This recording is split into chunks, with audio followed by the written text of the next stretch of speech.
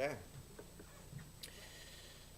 Денес продолжуваме со книгата на Ефесијаните, како што прочита Филип, и ќе збориме за 13-тиот стих од првата глава. Тоа ќе ни биде нашиот фокус. Ја уште еднаш ќе го прочитам стихот, чисто да се подсетиме. 13-тиот стих од првата глава, таму може да отворите ако се уште немате отворено.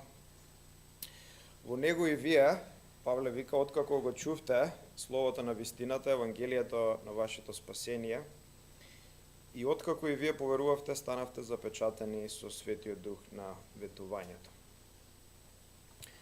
Денеска ќе видиме уште 4 благослови кои Бог ни ги дал, од сите благослови што веќе ни ги дал и што ги видовме во прва глава на книгата на Ефесијаните. Ќе видиме уште 4 плюс масивни благослови кои он ни ги дал. Тие ќе бидат: првото ќе биде слушањето на словото, второто ќе биде словото на вистината или самото слово, третиот благослов е поверувањето на словото и четвртиот запечатувањето со Светиот Дух. И ќе завршиме со примена. Од една перспектива, оваа долга мисла, или може да кажеме долга реченица на апостол Павле, која почнува од 3-тиот стих па се до 14-тиот стих, е една пофалба, едно издигнување, едно славење на Бог, што направил Он за нас како верници, колку масивни, гигантски благослови ни дал. И сега од 3-тиот стих па се до 14-тиот стих имаме преплет на една идеја, еден концепт. А тој преплет е Светото Тројство. Тоа го гледаме, например, на почетокот на мислата, во 3-тиот стих. 3-тиот стих вика да биде благословен Бог и Таткото на нашиот Господ Исус, кој не благослови во Христа со секаков духовен благослов во небесните места. Че Павле почнува со овој стих, ја почнува оваа мисла, и овде гледаме за Бог Таткото, гледаме за Бог Синот, во кој ги имаме сите благослови ни се дадени во Синот, во Христос, и дека тие благослови се од духовен карактер, дека доаѓаат од Светиот Дух. И го гледаме исто така и Бог Духот овдека. И сега во 13-тиот стих, стихот што денес ќе го разгледаме, каде Павле доаѓа до крајот на оваа мисла, на ова издигнување на Бог, пак го гледаме Светото Тројство. Во Христос го слушаме Словото, во Христос веруваме во Словото. Самото Слово, Словото на вистината е Христос, инкарнацијата на зборот. И сме запечатени од Светиот Дух. Че го гледаме Тројството, пак овдека во 13-тиот стих. Значи, од почетокот до крајот на оваа мисла, кој Павле ја пишува, на оваа реченица, е Тројството. Со Тројството почнува и со Тројството завршува. Бог како Тројство е центарот, е зенитот, е кулминацијата, е фокусот на ова издигнување на Павле, кој го пишува.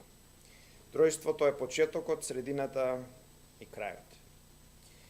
Од друга перспектива, или од друг агол, од 3-тиот стих, гледаме дека сите благослови ни доаѓаат од Светиот Дух, се од духовна природа, излегуваат од Него.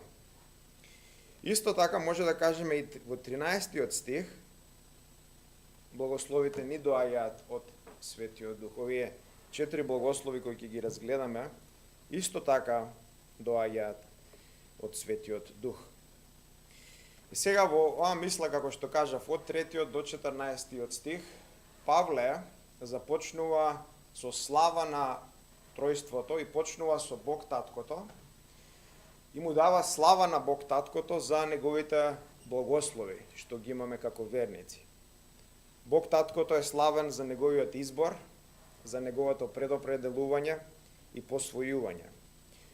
Понатака, фокусот се врти кон Бог Синот и во Бог Синот тој е славен за благословите на откупот, мудроста и наследството што ни ги дава. И сега во овој стих и во 14 стих Павле ќе го сврти фокусот кон третата личност од тројството, а тоа е Светиот Дух, и ќе го издигне Светиот Дух за благословите што ги имаме во него. А тие благослови ќе ги видиме денес и следниот пат во 14 стих. Благословите се слушањето, словото на вистината, верувањето и запечатувањето. Граматички го чувте словото и поверувавте во словото се партиципи кои се врзани или се движени од главниот глагол, а главниот глагол во стихот е запечатени со Светиот Дух, и од овде може да кажеме дека сите овие благослови ни доаѓаат или произлегуваат и се движени или извираат од Светиот Дух.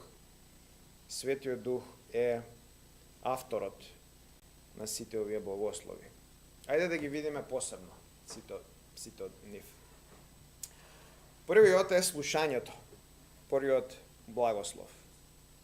Или стихот почнува: вие од кога го слушнавте словото. Многу луѓе го имаат слушнато Евангелието и светот. Но сепак го имаат одбиено, го имаат отфрлено.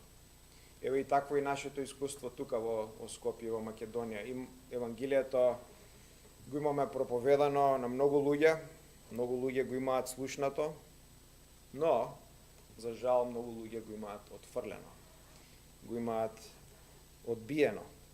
Зошто е така? Која е причината? Зошто луѓето го отфрлаат Евангелието? Знаеме дека луѓето се грешни, имаат грешни природи, се паднати. И грешната природа на човекот го сака гревот, го преферира гревот како највисоко задоволство, како најголемата сласт. Човекот живее за гревот и да го искуси гревот. Во Јован 3:19 пишува: светлината дојде во светот, а луѓето ја љубеа темнината повеќе од светлината, зашто делата им беа зли. Луѓето се грешни, ја сакаат и ја љубат темнината, го љубат злото. Луѓето живеат да се себе задоволат, да се себе издигнат, да се себе обожуваат преку земни работи, преку земни предмети, преку достигнувања и други луѓе. Грешниот човек има високо гледиште за себе си и мисли дека сите работи околу него постојат за него. Сите луѓе околу него постојат за него. Него да го задоволат, него да го заштитат, него да го издигнат, него да го прослават. Тука се за него. И сега кога Евангелието доаѓа, тоа го шокира човекот и му вика се спротивно на тоа што тој мисли и верува. И нормално е дека тој ќе го отфрли Евангелието. Се спротивно. Му вика да се одрече, му вика да умре, му вика да предаде се, дека он не е важен, дека он не е центарот на овој свет. Човекот е духовно мртов. Во Ефесијаните 2 Павле вика: бевме мртви во гревот, синови на непокорност, водејќи се, извршувајќи ги желбите на нашата грешна, падната природа. Тоа ни беше причината на животот. Затоа живеевме да ги исполниме желбите на нашата грешна природа. И сега Евангелието кога доаѓа, се проповеда, луѓето го слушаат или не го слушаат и го отфрлаат. И сега за да човекот одговори на Евангелието во оваа темнина во која што е, во оваа духовна смрт, во ова црнило, каде што е, во ова мучуриште, мора да дојде Светиот Дух. Човекот нема капацитет, ниту сила да одговори, ниту интерес, ниту желба, ниту некој порив да одговори на пораката. Затоа мора Светиот Дух да го отвори срцето, Мора Светиот Дух да дојде, мора Светиот Дух да действува во ова црнило, во ова темнина, во ова мучуриште и кал, каде што човекот тоне и е мртов. И ова е благословот. Благословот на Светиот Дух. Светиот Дух доаѓа и му дава капацитет на човекот да го слушне зборот. Светиот Дух му дава нова природа на човекот, нов принцип, нов движечки мотор, ново срце, да тој ја види убавината, ја види драгоценноста, ја види важноста на Евангелието, да каже, да, ова е тоа што ми треба. Ова е тоа што го барам цел живот. Ова е мојот живот. И кога Светиот Дух ќе те повика, ќе го слушнеш неговиот глас. Неговиот глас ќе го слушнеш и ќе го прифатиш. Кога Светиот Дух ќе каже во темнината и црнилото на човечката душа, нека биде светлина, и светлина ќе биде. Кога Светиот Дух ќе каже на еден мртов човек, стани во твојот крв, во твојата смрт, тој ќе стане. Во 2 Тимотеј 1:9 Павле вика, Бог не спаси и не повика со свет повик, не според нашите дела, туку по своја собствена одлука и благодат, која ни е дадена во Христа Исуса пред вечни времења. Римјаните 8:28, познатиот стих, знаеме дека сите работи содействуваат за добро за оние кои го љубат Бог и кои се повикани по неговата волја. И сега во 30 стих имаме една фасцинантна тема. Во 30 стих Павле вика, оние кои Бог ги предопредели, тие ги повика. Кој ги повика, тие ги оправда и така натака. И сега во овој 30 стих гледаме една секвенца, или може да кажеме еден ланец, наречен златниот ланец. Овој ланец се протега од мината вечност, па се до идна вечност. И првиот линк во тој ланец е изборот или предопределувањето на Бог, што тој го прави во минатата вечност. И кога доаѓа времето, кога човекот живее во време и простор, тогаш доаѓа повикот на Светиот Дух. И тој повик доаѓа и се дава на тие што се предопределени. Тие го слушаат гласот и повикот на Светиот Дух. И тој е повик на спасение. Во 1 Коринтијаните 1:9 пишува, верен е Бог кој ве повика во заедништво со неговиот син Исус Христос нашиот Господ. Во 2 Солуњаните 2:13 и 14 Павле вика, Бог ве избра за спасение, кон кој ве повика преку нашето Евангелие, за да ја придобиете славата на нашиот Господ Исус Христос. Значи, повикот го слушаме, не го отфрламе, тоа е благословот. Благословот е да се слушне повикот на Светиот Дух, да се слушне гласот на Светиот Дух, а гласот на Светиот Дух е неговиот збор, е Божиот збор. Во Јован 10:26 и 27 Исус им вика на јудејците, вие не верувате, бидејќи не сте од моите овци, како што ви реков. Моите овци го слушаат мојот глас. Јас ги познавам и тие одат по мене. Значи, тие што Светиот Дух ќе ги повика, тие ќе го добијат овој благослов. Светиот Дух ќе им даде уши да го слушнат неговиот повик и да го прифатат неговиот збор. И тоа со радост.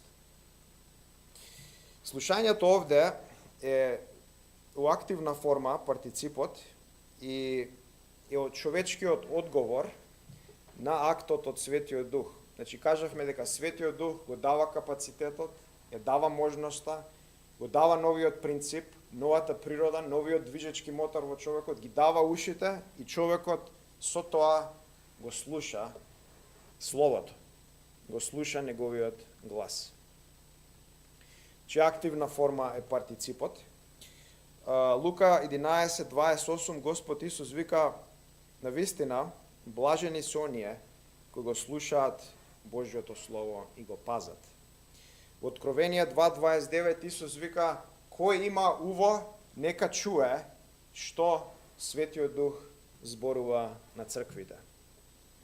Крајниот одлучувачки или ултимативен фактор е повикот на Светиот Дух. И каков благослов е ова? Каков енормен благослов е Светиот Дух да дојде и ние да го слушнеме неговиот глас. Повеќе да не го слушаме гласот на ѓаволот, туку сега да го слушнеме нежниот и благиот глас на Господ Исус и да кажеме, да, ова е тоа што ми треба, ова е тоа што ми е потребно. Тоа е првиот благослов, слушањето на Словото. Вториот благослов е Словото само по себе. Стихот вели во него, во Христос и вие, неевреите, откако го чувте Словото на вистината, Евангелието на вашето спасение. Значи овде Словото е наречено со или објаснето како вистинито, понатаму е објаснето како Евангелие на вашето спасение. Овде ќе видиме три елементи од Словото. Ќе видиме изворот на Словото, од кај доаѓа Словото, природата на Словото, тоа е вториот елемент, и дејството на Словото ќе биде третиот во овој благослов на Словото. Да видиме изворот на Словото. Словото доаѓа од некаде. Доаѓа, знаеме, од Креаторот, од Творецот. Тој е авторот. И поконкретно во овој контекст, авторот на Божиот збор е Светиот Дух. Светиот Дух користи човечки инструменти, средства, алатки, како луѓето, како апостолите, да го искомуницира својот збор, да го даде својот збор. Но е авторот, ултимативно, е Светиот Дух. И сега, во книгата на Евреите, во 3 глава, од 7 до 12 стих, авторот цитира од Псалм 95 од 7 до 11 стих, каде во овој псалм Бог зборува. И сега, зборовите на Бог во овој псалм 95 се препишани на Светиот Дух во Евреите 3 глава, од 7 до 12 стих. И се кажува дека ова е Светиот Дух кој зборува. Пишува во 7, 8 и до 12 стих, поради ова, вака вели Светиот Дух. Денес, ако го слушнете неговиот глас, не закоравувајте ги вашите срца, како што при орчувањето во денот на искушението во пустината, каде вашите татковци се обидоа да ме искушуваат, и ги видоа моите дела 40 години. Затоа јас се разгневив со тоа поколение и реков, секојаш скитаат во срцето, не ги познаваат моите патишта, и се заколнав во својот гнев, нема никогаш да влезат во мојата починка. Че овие познати зборови кои Бог ги кажува во Стариот Завет се препишани на Светиот Дух. Како Светиот Дух зборува, е разгневен, кажува никој нема да влезе во мојата починка. Понатака истиот концепт го имаме во Евреите 15 до 17 стих, каде се повторува Новиот Завет, кој е кажан во Еремија 31 од 31 до 33 стих. И сега овде го имаме истиот концепт. Во Еремија 37 Бог зборува за Новиот Завет и се препишуваат истите зборови на Светиот Дух, како да он ги кажа. Во Евреите 10, 15 до 17 пишува Светиот Дух сведочи вака, ова е заветот кој ќе го склучам со нив по овие денови, вели Господ, ќе ги положам своите закони на нивните срца и ќе ги напишам на нивниот ум и нивните гревови, нивните беззаконија нема веќе да ги спомнувам. Значи, гледаме идентификација на Светиот Дух како автор на Словото. Понатака, во 2 Петрово, 1 глава, 21, апостол Петар го нарекува писмото пророштво. Целото писмо е пророштво. И вика во 21 стих, зашто никогаш пророштвото не дошло и не е генерирано од човечка волја или од човекот, туку светите Божји луѓе зборуваале носени од Светиот Дух. Чи првиот елемент гледаме дека авторот или потеклото на Словото е Бог. Бог Светиот Дух. Вториот елемент е природата на Словото. Стихот го опишува Словото како Словото на вистината. Словото на вистината. Зошто Словото е вистинито? Бидејќи доаѓа од Бог. Бог е вистината. Вистината извира од Бог. Тој е вистината. Вистината не е некој абстрактен концепт кој лебди на небото, туку вистината е личност. Тоа е Бог. Броеви 23:19 пишува: Бог не е човек за да лаже, не е човечки син за да се кае. Кога ќе рече тој нема ли да направи, зар ветува, а нема ли да исполни. Пилат кога стоеше пред инкарнацијата на вистината и ја гледаше вистината во очи. И го прашува Исус што е вистина. Ја утна вистината, ја гледаше во очи и ја утна. Исус вика: јас сум вистината, животот, патот и воскресението. Понатаму за Светиот Дух, исто така Светиот Дух е опишан како Духот на вистината во Јован 15 и 16 глава. Јован 15:26 Исус вика: кога ќе дојде утешителот, кого јас ќе го испратам од Таткото, Духот на вистината, кој излегува од Таткото, тој ќе сведочи за мене. Јован 16:13 Исус вика: кога ќе дојде тој, Духот на вистината, ќе ве упати во сета вистина, зашто нема да зборува само од себе, она што ќе го слушне, ќе зборува и ќе ви навести за нештота што ќе дојдат. Она што Таткото го зборува, истото Синот го зборува. Она што Синот го зборува, истото Светиот Дух го зборува. Она што Светиот Дух го зборува, апостолите го зборуваат, и она што апостолите го зборуваат, Словото го зборува. Е запишано во Словото. Божиот збор е вистинското Слово. Вистината е кодифицирана во зборови, во јазик, во интелигентен, разумен јазик. Не е нешто есотерично, не е нешто абстрактно, не е нешто мистерично, туку е кодифицирана во јазик, во зборови кои секој може да го разбере, секој може да го види, секој може да го прочита. Бог се открива себе си и својата вистина во јазик.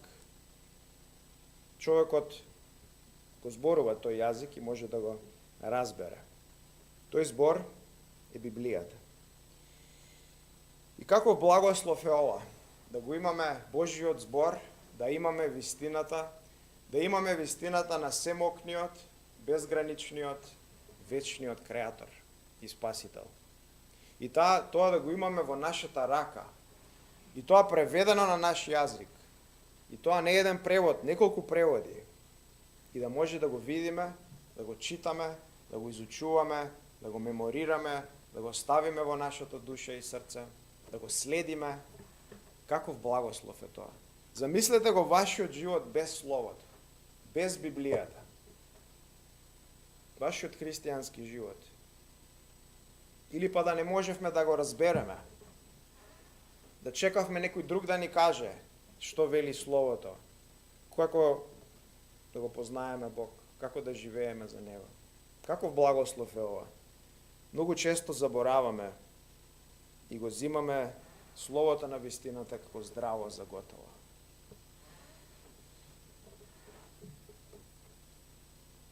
И ова на вистина, драги, е најмногу тоа што на човекот му треба. На човекот најмногу му треба Божиот збор. На човекот најмногу му треба Бог. Да го познае Бог, да општи со Него, да живее со Него, да го следи Него. Тоа е најголемата потреба на човекот. Е Бог. Да го познае во Божиото Слово.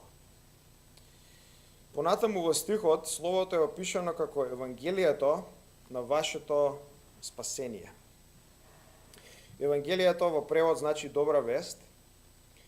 Зошто добра вест? Што има толку добро за околу Евангелието? Добра вест е бидејќи Бог ни дава енормни, масивни, гигантски благослови. Преку Христос, преку Евангелието имаме мир со Бог. Не сме веќе непријатели, не сме веќе бунтовници кои Бог ги гони и ќе ги фати и ќе ги фрли во пеколот, туку имаме мир со Него, сме помирени, сме Негови пријатели. Сите греови ни се опростени, минати и сегашни и идни. Немаме багаж кој го влечеме. Имаме вечен живот. Божјата праведност во Христос ни е дадена како апсолутен, бесплатен подарок. Неговата кристална, совршена праведност ни е дадена како бесплатен подарок. Не треба да работиме, не треба да го заработиме тоа, не треба да покажуваме некои уселби, некои религиозни гимнастики, дадено ни е по благодат. Имаме победа над греот, над смртта, над пеколот и над ѓаволот. Најголемите непријатели кои го јадат и го убиваат човекот се под нашите нозе. Енормни благослови ни се дадени во Христос. Стануваме Божји синови и ќерки. Од Божји непријатели стануваме Негови синови и ќерки, Негова фамилија. Бог не прави цареви и владетели и нема ништо што може да не одвои од Божјата љубов. Тој е нашиот татко. Евангелието ни кажува за личноста и за делата на Христос. Кажува кој е тој, што направил и тоа што значи за нас. Евангелието не носи како добра вест, како најдобрата вест, не носи кон најдобриот, најголемиот, најславниот, најубавиот, најраскошниот. Евангелието не носи кон него. И затоа е добра вест, е најдобра вест. Предходникот на Чарлс Спрџен во Лондон, Джеймс Смит, за Евангелието пишал, отворен цитат: Евангелието открива спасител во кој треба да веруваме, суверен кому треба да се покориме, свештеник на чие помирување мора да се почиваме, посредник преку кого мораме да дојдеме за секој благослов што ни е потребен, пророк од кој мораме да учиме, пријател во чија љубов мора да се довериме, брат од кого може да очекуваме, татко чиј авторитет мора да го почитуваме, апостол чија мисија мора да ја проучуваме и застапник на кој мораме да ја посветиме нашата кауза. Затворен цитат. Евангелието не носи до Христос. Христос пак не спасува од најстрашниот ентитет во универзумот. Тој не спасува од Божјиот гнев. Нели е наречено Евангелието на вашето спасение. Од што сме спасени? Спасени сме од страшниот Божји гнев. Тој Божји гнев виси на секој човек постојано. На секој грешник, на секој што не го познава Спасителот, овој Божји страшен гнев виси. И може да падне у секој момент. Бог е оган што проголтува, неговиот гнев е провалија без дно, неговата лутина е страшна бездна од која нема излез. Штом падне човекот у таа бездна, у тој вортекс, нема назад, нема излез. Божјиот гнев е пострашен од смртта и од пеколот. Смртта и пеколот се резултат, може да кажеме се деца на Божјиот гнев. Пюританецот Томас Винсент го пишува пеколот како, отворен цитат, голем оган, темен оган, жесток оган, неподнослив оган, континуиран оган, неизгаслив оган, вечен оган. Затворен цитат. Сега, ако пеколот е толку страшен, толку мизерен, вечни маки, вечни агонии, вечен оган, кој постојано гори, што можеме да кажеме за Божјиот гнев? Неописливо страшен. И Евангелието не носи до Христос и Христос не спасува од овој страшен, ужасен, неопислив Божји гнев. Ни дава слобода. Христос преку Светиот Дух не ослободува од овој енормен, неопислив товар, кој жителите во пеколот вечно ќе го носат. У Христос и се опростени сите гревови, вината е тргната, имаме оправдување,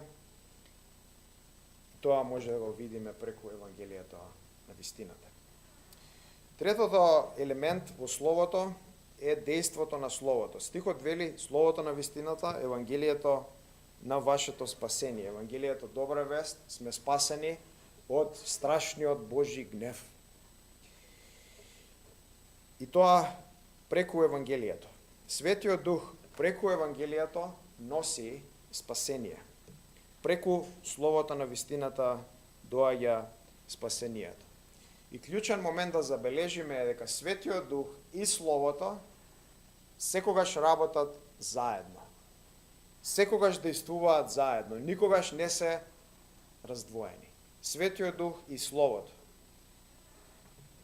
Јаков 1:18 пишува: Бог не роди според својата волја преку Словото на вистината, за да бидеме првина на неговите созданија.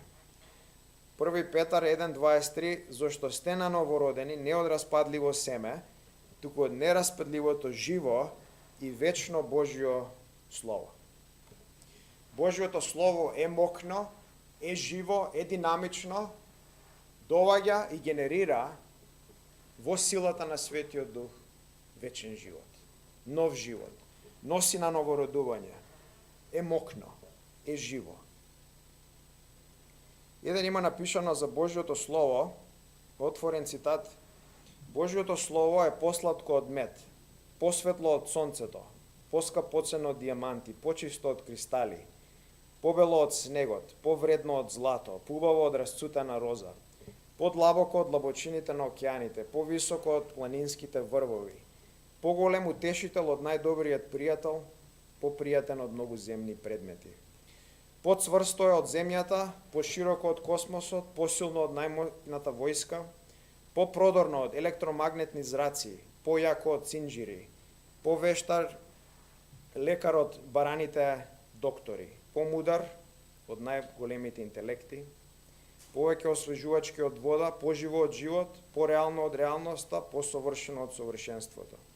Оние кои го читаат, разбираат, прифаќаат и почитуваат, ќе најдат поголемо и повредно богатство, поголемо од целиот свет, поголемо од милиони светови. Во него се наоѓа изворот на животот, полнотата на радоста, фонтаната на вечната среќа. Затворен цитат.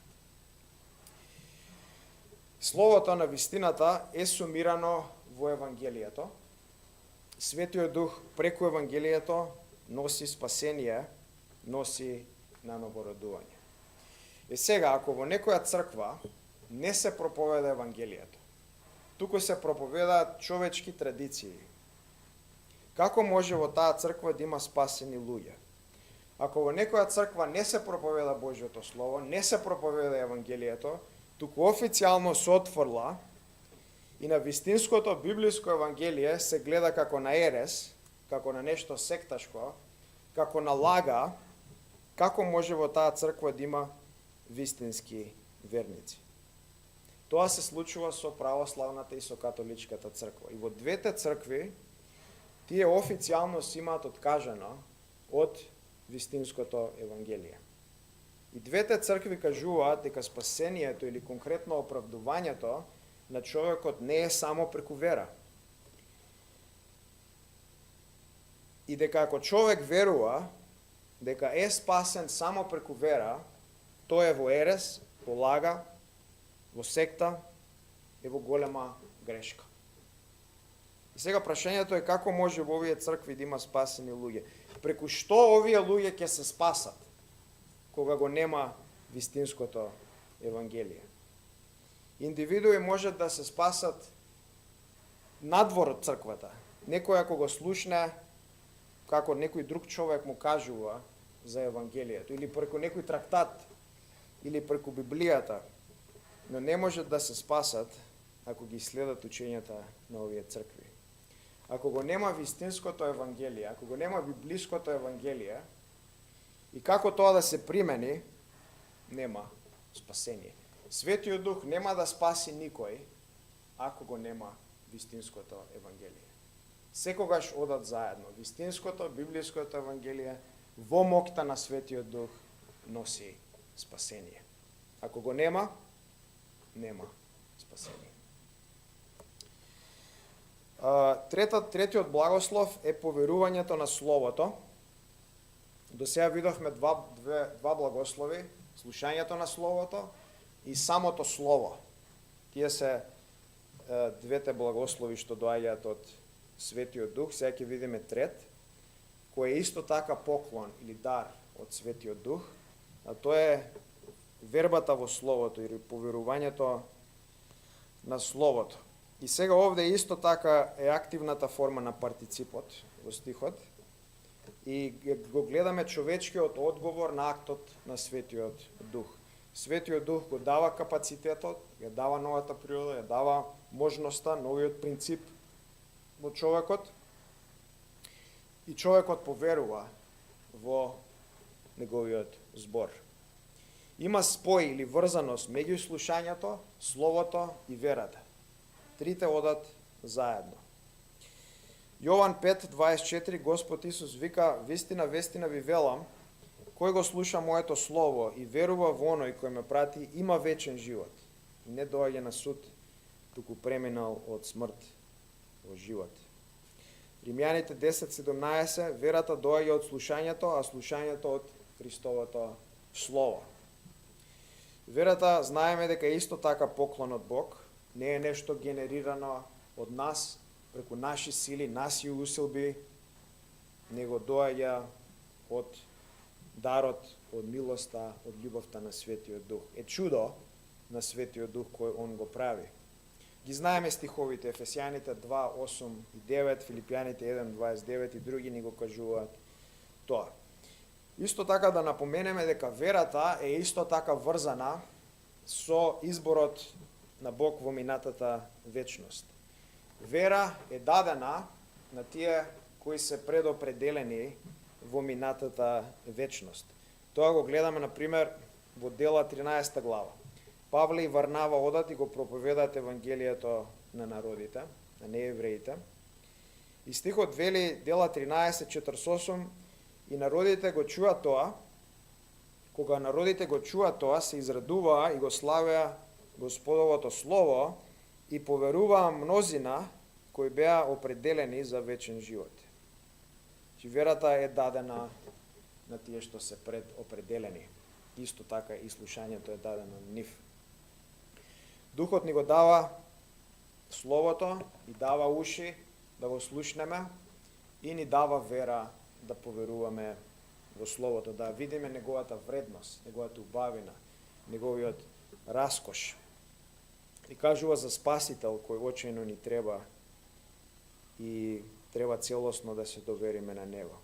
Сега прашањето е да се подсетиме која вера спасува.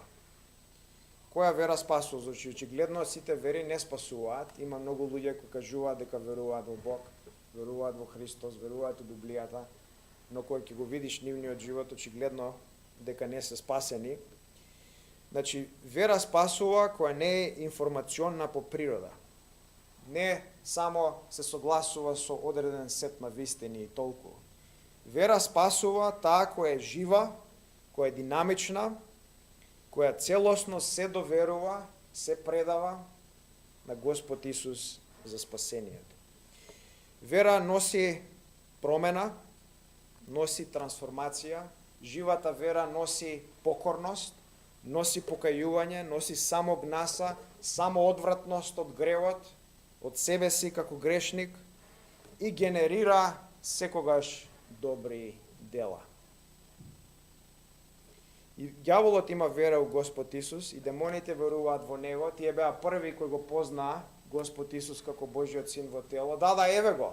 Они се тие кои го познаа, но кај нивната вера не носи трансформација, не носи покорност, не носи добри дела, не носи омраза кон гревот, туку само бунт, непокорност, антагонизам и лоши и сатански дела. Само покајувачка вера спасува. Вера која се трга од гревот и не додава ништо на неа. Не вера плюс дела, не вера плюс мистериите, како причест, пост, крстење, литургија, икони, давање на сиромашни, читање Библија.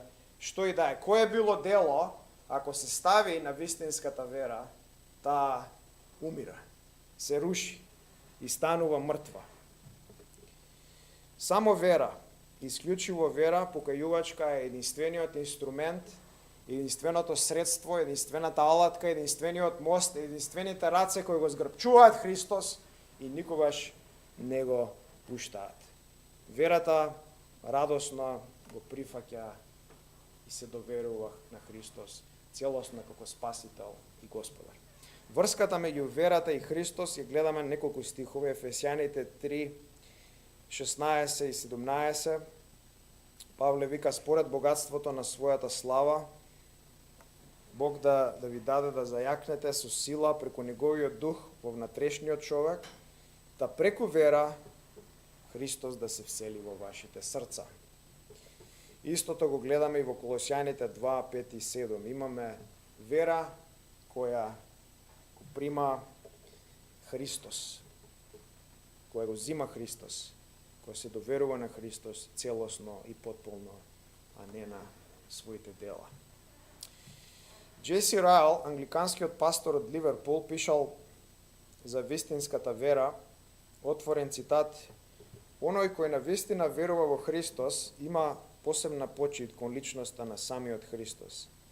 Тоа не е само ладно верување на одреден сет на вистини и факти во врска со Христос. Се состои во соединување, заедништво и дружење со вистинска жива личност, Исус, Божиот Син. Тоа е живот на вера во Исус, доверба во Исус, подпирање на Исус, извлекувајќи ја полнотата од Исус, зборувајќи со Исус, работејќи за Исус, сакајќи го Исус, барајќи го Исус повторно да дојде." Затворен цитат. Сега четвртиот благослов, на кој ќе преминеме, кој го гледаме во стихот, е запечатувањето со Светиот Дух. Запечатувањето со Светиот Дух. И сега од една перспектива гледаме дека авторот или актерот на запечатувањето е Светиот Дух. И тоа се случува кога човекот ќе се спаси. И тоа го гледаме од стихот. Нема некоја тампон зона, чекање, него се случува одма, кога човекот ќе се спаси. Или прочем, кога Светиот Дух човекот ќе го спаси, запечатувањето одма се случува. Нели стихот ни вели, кога го слушнавте Божиот збор и поверувавте, бевте запечатени со Светиот Дух. Ефесијаните 4:30, не жалостете го Светиот Дух во кој сте запечатени за денот на откупот. Сега пак од друга перспектива, од друг агол, таткото е тој кој го прави запечатувањето со Светиот Дух, а печатот е самиот Свети Дух. Тоа го гледаме во 2 Коринтијаните 1:21 и 22. Павле вика, Бог не утврдува заедно со вас во Христос и не помаза и не запечати и ни го даде Духот во нашите срца. Добро е да направиме разграничување помеѓу крштевањето со Светиот Дух и запечатувањето. Крштевањето со Светиот Дух исто така се случува кога човек ќе се спаси, ќе се наново роди. Не после тоа, нема тампон период, него се случува одма. Тоа исто така го гледаме од 1 Коринтијаните 12, 12 и 13, каде Павле вика, сите сме крстени преку еден дух и Светиот Дух ни е даден на сите. Се мисли на сите верници, нормално. Светиот Дух ни е даден преку крштевањето и запечатувањето. И навистина, кога ќе размислиме, ова е најголемиот благослов што може да го добиеме. Светиот Дух кој е гигантска, бескрајна личност, третата личност од Светото Тројство ни е дадена. Најголемиот дар, најголемиот поклон. И сега, спасението, или по-конкретно крштевањето од Светиот Дух, има корелација или спој со нашето заедништво или сојуз со Христос. Преку крштевањето од Светиот Дух не носи во заедница, во спој, во сојуз, тој не соединува со Христос. И преку Христос ги добиваме сите благослови. Се ни е дадено во Христос. Запечатувањето од друга страна исто така се случува во исто време со крштевањето, но има корелација со друго. Нема корелација со нашето заедништво со Христос, туку има корелација со минимум два елемента.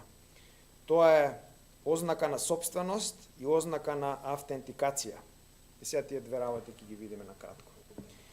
Ознака на собственост и ознака на автентикација. Да почнеме со ознака на собственост.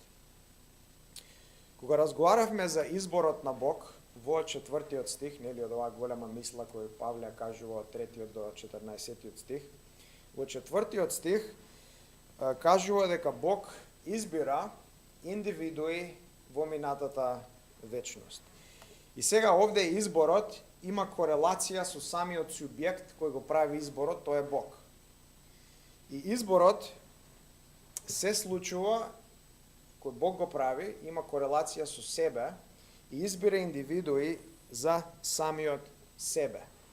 Тие индивидуи сега тој посебно ги поседува, посебно се негови, посебно се уникатни, се негова собственост. Има посебна наклонетост кон нив. Им ја дава нивната љубов. И сега апостол Павле, кога доаѓа на крајот од оваа мисла, во 13 стих, го кажува истото само од друг агол. И вика дека запечатувањето со Светиот Дух има ознака на собственост. Исто така. Преку запечатувањето на Светиот Дух, Бог сега кажува: ти си мој. Ти си сега мој. Беше мој кога те избрав во минатата вечност, но сега си мој. И сега тоа можеш да го знаеш преку Светиот Дух. Ти давам печат, те запечатувам преку Светиот Дух и сега ти си мој. Мој си. И мој си за секогаш. Во земни работи, например, кога се става печат на правен легален документ, тој печат означува дека тој документ е валиден, но означува нешто друго. Например, ако имаме документ за купопродажба на имот, на куќа, на кола, на што и да е, кога ќе се стави печат на тој документ, веќе документот е валиден и веќе имотот припаѓа на таа личност. Во духовната смисла, Џон Макартер пишува: кога Светиот Дух ги запечатува верниците, тој ги означува како божествени имоти, кои целосно и вечно му припаѓаат нему. Печатот на Духот ја прогласува транзакцијата на спасението како божествено официјална и конечна. Затворен цитат. Преку ознаката на собственост од Светиот Дух и неговиот печат, Бог кажува дека сега ти и јас за секогаш сме негови. И нема ништо што може да не отуги, ништо што може да не тргне од неговата рака. Ниту грев, ниту ѓавол, ниту смрт, ниту маки, ниту проблеми, нема ништо, апсолутно ништо што може да те оттргне од Божјата рака, од Божјата присуство и неговата собственост. Си собственост на Бог и можеш да бидеш безбеден и сигурен и од ништо да не се плашиш. Си Божјо дете, си негова собственост. И зошто да се плашиме? Од што да се плашиме? Биди безбеден и сигурен. Господ Исус во Јован 9:10 10 глава, 27 и 28 стих вели: моите овци го слушаат мојот глас, ја ги познавам и тие одат по мене, јас им давам вечен живот и никако нема да загинат и никој нема да ги грабне од мојата рака. Бог те поседува, ти си Негов, те избра во минатата вечност и сега си Негов, си во цврстата рака на Исус. Исус те држи, си во цврстата рака на Таткото, Таткото те држи и си во цврстата рака на Светиот Дух. Затоа биди безбеден, спокоен, стај ги сите грижи на Него. Си Негова собственост и тоа вечна собственост. Тој те поседува. Втората ознака е ознака на автентикација. Значи, првата ознака на собственост ни дава безбедност, дека сме Негови и ништо нема да не одвои од Него, ниту една сила, ниту еден ѓавол, ништо. Втората ознака на автентикација ни дава сигурност. И двете се поврзани. И поседувањето на Бог и автентикацијата се поврзани. Едната носи безбедност, другата носи сигурност. Да видиме за автентикација. Печатот на Светиот Дух означува автентикација и сигурност. Да видиме неколку примери од Библијата. Кога Данијел беше ставен во јамата со лавовите, беше фрлен во јама со гладни лавови. Во Данијел 6 глава 17 стих пишува: донесоа камен и го ставија врз отворот на јамата. Царот го запечати со својот прстен и со прстените на своите големци, да не се менува ништо со Данијел. Значи, ова е царска одлука и никој и ништо не може да смени. И прстенот или печатот од прстенот на царот означува ништо не може да се смени. Ништо не може да се помести. Прстенот и печатот означува царска автентикација и сигурност. Покажува дека царот е замешан. Језавела, кога наоми да го украде со насилство лозиото на Навутеи, пишува во Прва царева, книга 27 од 7 и 8 стих, тогаш Језавела му рече на Ахав: па нели си ти цар во Израел? Стани, јади леп и биди спокоен, јас ќе го земам лозиото на Навутеи. И таа напиша писма од името на Ахав и ги запечати со неговиот печат и ги испрати до старешените и големците што живеа со Навутеи. Че гледаме тука дека печатот означува автентикација и сигурност од царот. Понатаму во книгата на Естира 8.8, царот Ксеркс зборува за указот во полза на јудеите и вика: напишете и вие за јудеите како што ви е угодно во името на царот и потврдете ги со печат од царскиот прстен, зашто писмо напишано во името на царот и потврдено со печат од царски прстен не може да се измени. Никој не може да го измени, да го смени нешто што е потврдено од царот со неговиот печат. Само сила, поголема од царот, поголема од неговата војска, поголема од неговата империја, може да го смени прстенот и печатот од царот. Ништо друго не може. Понатака, исто така, гробницата на Исус беше запечатена во Матеј 27, 65 и 66, беше запечатена со римскиот печат, неговата гробница. Тоа значи никој не смее да ја пипа. Никој не смее да го мрдне каменот. Ако го мрдне, тоа значи дека ќе биде одма убиен. Печатот покажува автентикација и сигурност од власта во Рим. Интересното е што Господ Исус кажува за себе дека Он самиот е запечатен и го има печатот од Бог Отецот. Во Јован 6:27 Исус вика: работете не за храна, што се расипува, туку за храна, што означува за вечен, што останува за вечен живот, која ќе ви ја даде Синот човечки, зашто врз него ставил печат Бог Отецот. Печатот на Бог Таткото врз Бог Синот кажува дека ова е мојот син, ова е мојот возлюбен, ова е мојот посебен, ова е мојот уникат.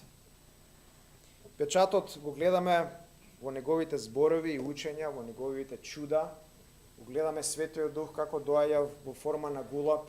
Светиот Дух му е даден без мера, без мерка, без недостаток на Исус, неговата смрт, воскресение и така натака. Само Господ Исус е вреден, гледаме во Откровение 5 глава, 3 до 4 стих, да ги отвори печатите на книгата на маките кои се запечатени од Бог. Тој може само да ги отвори, зашто е најголем. Има име над секој име, власт над секоја власт, мок над секоја мок. Само тој може да ги отвори прстените и печатите. Запечатен си со Светиот Дух. Светиот Дух ти е даден како автентикација, дека ти сега му припаѓаш на Бог. Тој те има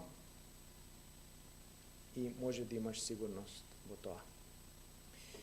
Да заклучиме, сумарно видовме 4 благослови од стихот, кои ги имаме од Светиот Дух, кои ни се дадени. Првото беше слушањето на Словото.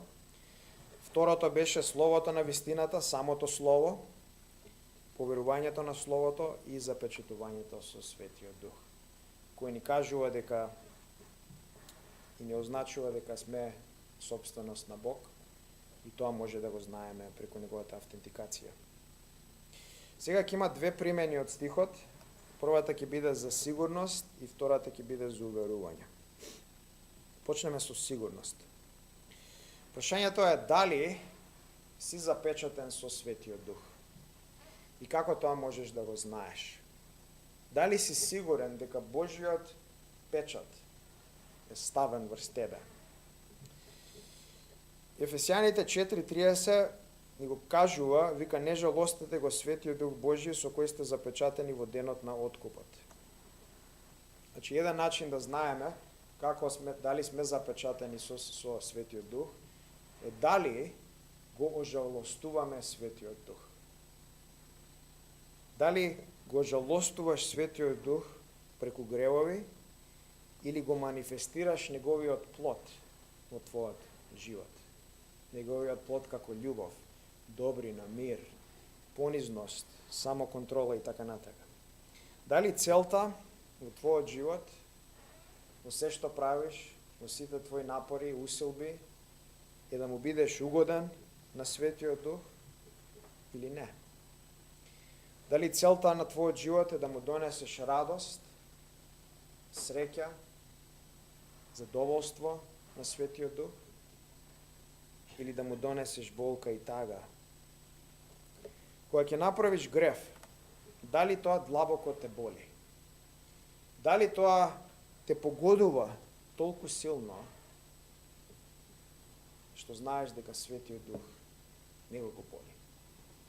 Он плаче, он е ожалостен. Светиот Дух жали и тажи, бидејќи Христовото име е извалкано, неговата слава е засенета, неговиот збор е прекршен. Поради гревот, Божјата слава се спрема да го напушти храмот во Езикиел 9. Во Езикиел 9:4 пишува, Господ му вика на ангел, овој ангел кој се спрема да го убие, да ги убие луѓето во градот, мини по средината на градот, по средината на Ерусалим и стави им печат на челата на луѓето. Оние што жалат, тие што воздивнуваат за гадотиите, што се вршат во градот. Затворен цитат од стихот.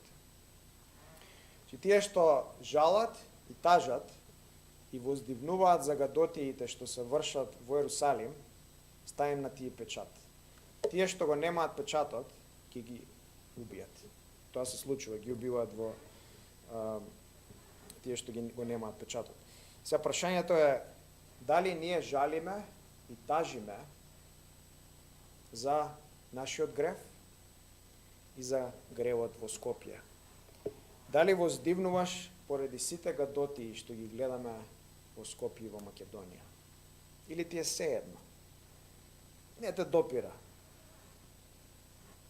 Дали го мразиш гревот и тажиш за него во твојот живот, во животот на другите и пошироко во овој град каде што живееме.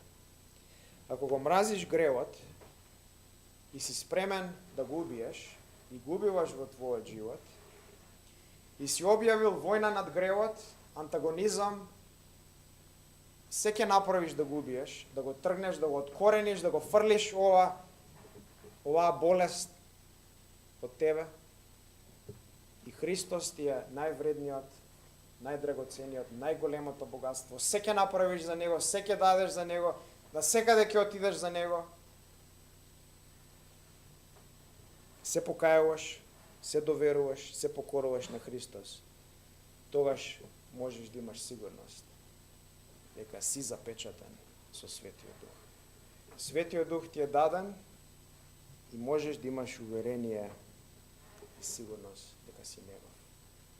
Ако не го мразиш гревот, ако не жалиш на гревот, ако не го убиваш гревот од твојот живот, ако не се покајуваш, ако Христос ти е само некој мал додаток, сувенир во твојот живот, Аладин кој ти ќе го прашаш, ќе го поповараш кога ти е тешко, духот од Аладин,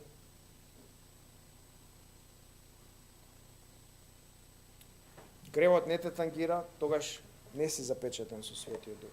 И треба се покажеш да поверуваш и Светиот Дух те запечати. Втората примена е уверување. Уверување. И сега, откако си слушнал за Христос, си се покајал, си поверувал, си се доверил на Него, си се откажал од твојот живот, во Христос гледаш таков раскош, таков сјај, си спремен се да дадеш за Него, твојот живот, си поверувал и се покоруваш на Него, не парцијално, целосно, на Неговиот збор, тогаш биди уверен дека си запечатен со Светиот Дух. Бог те поседува и ти си Негов. Беше Негов кога те избра и сега си Негов кога живееш и ќе бидеш Негов на крајот во вечноста. Кога ќе дојде судниот ден, Бог ќе каже, Христос ќе каже, Светиот Дух ќе каже, не, ова е мој. Ја го спасив. Остај го. Бог те поседува и ништо нема да те одвои од Него. Биди безбеден. Немај сомнеш, немај страф, целосно довери се на Христос. Светиот Дух ти дава автентикација и сигурност дека тој никогаш нема да те остави. Ќе биде секогаш со тебе. Низ кои било проблеми, низ кои било маки, низ кои било тешкоти, тој ќе биде секогаш со тебе. Затоа немај сомнеш, немај страф, немај немир. Имај уверена надеж. Джейси Райл исто така пишал, отворен цитат, верникот кој има сигурна надеж е ослободен од вознемирувачки одвлекувања. Тој не ја вознемирува својата душа со сомневање за сопственото спасение и прифаќање од Бог. Тој гледа на вечниот завет запечатен со крв, на завршената работа и слово на својот Господ и Спасител и за своето спасение, затоа го смета за завршена работа. И на тој начин тој може да се посвети целосно и неподелено на работата на Господ и така на догол рок да направи повеќе. Затворен цитат. Ако те јадат сомнежи, стравови, се јадосуваш дека не си спасен, како можеш да се нурнеш во битката за Христос? Како можеш да издвојуваш победи? Како можеш да евангелизираш? Како можеш да го дадеш својот живот за Христос? Како можеш да дадеш се за Него? Не можеш. Ако немаш сигурност, ако немаш безбедност, ако не ги тргнеш тие стравови или Светиот Дух не ги тргне тие стравови, тие сомнежи, не можеш да имаш стабилност, уверување и цврстини и да бидеш силен војник за Христос кој ќе даде се за Него, ќе направи се за Него и ќе војува за Христос во овој свет. Печатот на Светиот Дух и дава сигурност и автентикација дека сме негови, и таа сигурност и автентикација треба да ги смири сите стравови, сите сомнежи, сите јадосувања. Ако не ги смири, тогаш треба да размислиш зошто. Може има греф у твојот живот, кој треба да се покаже. Треба да размислиш зошто, но не оставај да те јадат стравови и сомнежи. Предај се на Христос и следи кон Него. Да се помолиме.